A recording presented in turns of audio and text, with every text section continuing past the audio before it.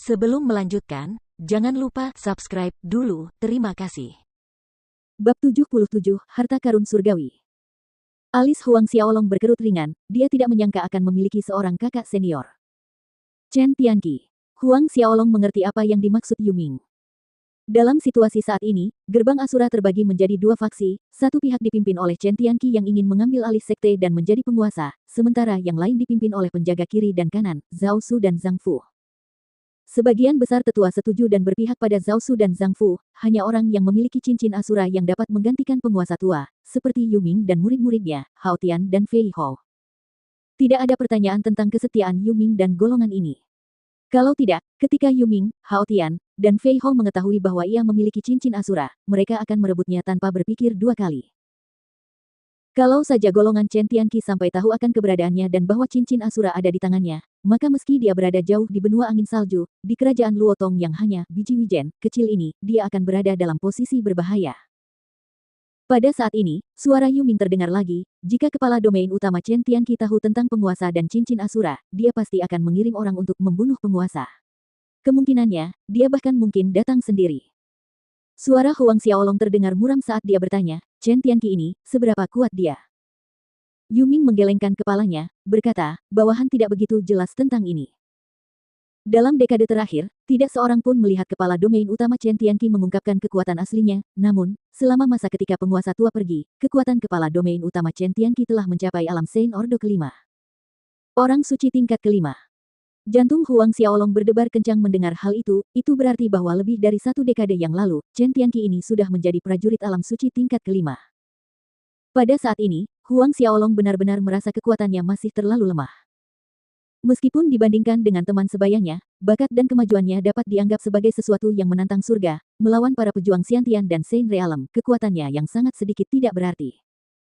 Mengandalkan kekuatan Sein Orde kelima Chen Tianqi, untuk memadamkannya, Chen Tianqi dapat melakukannya bahkan tanpa menggerakkan jari kelingkingnya. Sekali lagi, Yuming terus berbicara, menyela pikiran Huang Xiaolong, kepala domain utama Chen Tianqi memiliki bakat yang sangat tinggi, memiliki roh bela diri 13 tingkat atas, malaikat bersayap 12. Selain itu, roh bela diri malaikatnya memiliki kekuatan tempur terkuat, malaikat perang. Roh bela diri 13 tingkatan teratas, malaikat bersayap 12. Memiliki kekuatan tempur terkuat, malaikat perang. Mata Huang Xiaolong menyipit sambil berpikir. Akan tetapi, hal ini tidak mengejutkan bagi Huang Xiaolong, karena hanya mereka yang memiliki semangat bela diri tingkat tinggi yang mampu menahan niat pembantaian neraka dunia bawah dan mempraktikkan taktik Asura, sehingga menjadi murid Ren Wokuang. Jika memang begitu, maka selain Huang Xiaolong dan Ren Wokuang, di dunia ini ada orang lain yang mempraktikkan taktik Asura, Chen Tianqi. Tentu saja, berdasarkan apa yang dikatakan Yuming, meskipun Chen Tianqi berlatih taktik Asura seperti dirinya, dia tidak memiliki pedang Asura. Jadi, Huang Xiaolong yakin Chen Tianqi tidak memiliki pengetahuan kultivasi tentang keterampilan pedang Asura dan cakar iblis Asura. Lebih jauh lagi, menurut apa yang tertulis pada ilustrasi, hanya penguasa gerbang Asura yang dapat mempraktikkannya. Jelas, Chen Tianqi tidak mempelajari satu pun dari mereka. Di antara langit dan bumi ini, hanya ada Huang Xiaolong dan Ren Wokuang yang berlatih ilmu pedang Asura dan cakar iblis Asura.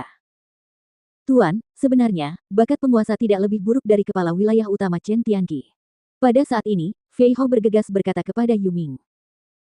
Sebelumnya, tanpa izin Huang Xiaolong, Fei Hou dan Marsal Hao Tian tidak berani mengungkapkan apapun tentang semangat bela dirinya kepada guru mereka Yuming saat ia berkultivasi di lembah api naga.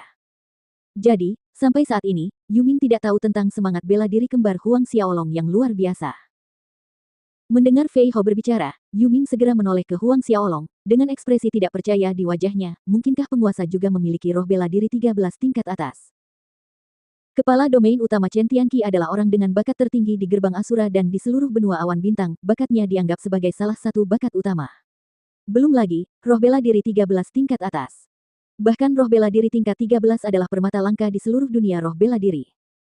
Jadi, Yuming tidak dapat disalahkan atas reaksinya yang tidak percaya ketika tersirat bahwa Huang Xiaolong, seperti Chen Tianqi, memiliki roh bela diri 13 tingkat atas.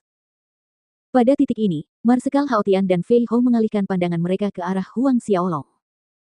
Mata Yuming tidak beralih dari Huang Xiaolong sejak mendengar kata-kata Fei Hou. Pada saat berikutnya, Huang Xiaolong memanggil roh bela diri naga kembarnya, tidak berencana untuk menipu Yuming. Seketika, cahaya terang keluar dari tubuh Huang Xiaolong dan seekor naga hitam besar terlihat melayang di atasnya. Naga hitam ilahi purba. Kedua mata Yuming melotot karena terkejut. 12 roh bela diri tingkat atas. Bakat seperti itu, meskipun tidak ada bandingannya dengan kepala domain utama Chen Tianqi, tetapi tetap saja mengejutkan. Dan itu cukup untuk berdiri di pucuk pimpinan dan menjadi penguasa gerbang Asura mereka.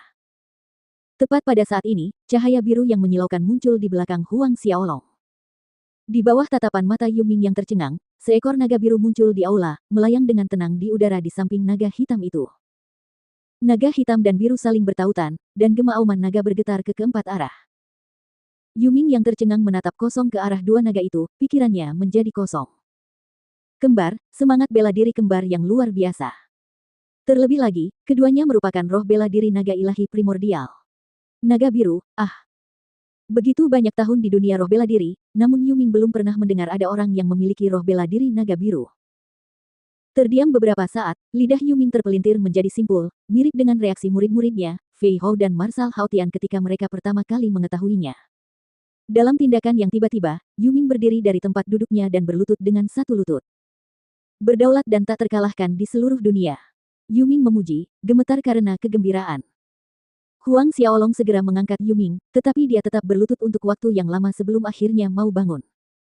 Meski begitu, dia tampaknya belum tenang, dan cara dia memandang Huang Xiaolong sama sekali berbeda dari sebelumnya.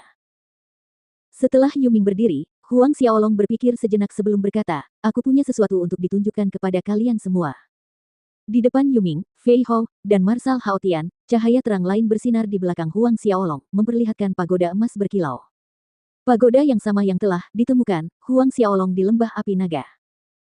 Sebagai seorang tetua gerbang Asura, Yuming memiliki banyak pengetahuan dan pengalaman dan dia mungkin dapat mengenali pagoda ini.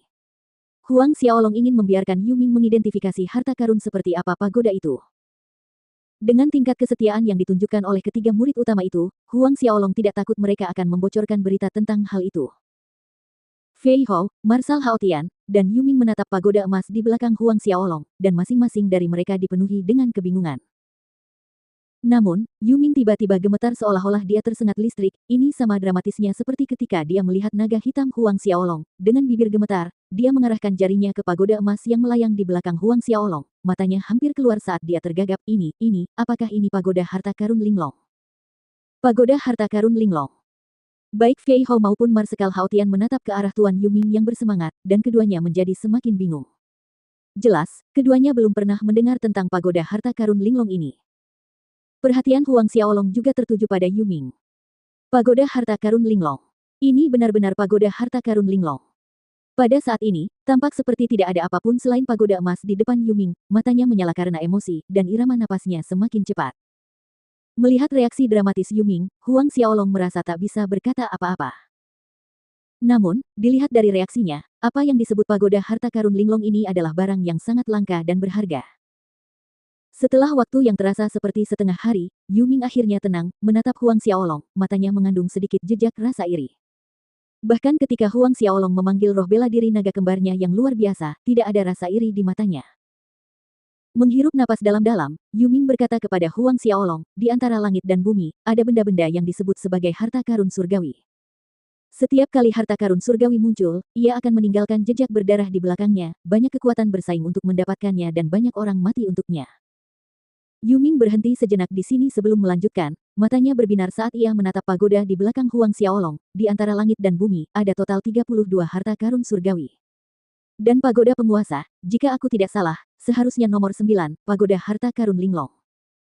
Harta karun surgawi, angka 9, pagoda harta karun Linglong. Yuming menambahkan, setiap harta karun surgawi memiliki efek magis yang berbeda, terutama terhadap kultivasi seseorang. Harta karun ini memberikan manfaat yang tak terbayangkan. Penguasa harus menyadari hal ini karena penguasa berhasil mengendalikan pagoda harta karun Linglong ini. Selain itu, seiring penguasa menjadi lebih kuat di masa depan, manfaat pagoda harta karun Linglong ini akan semakin meningkat.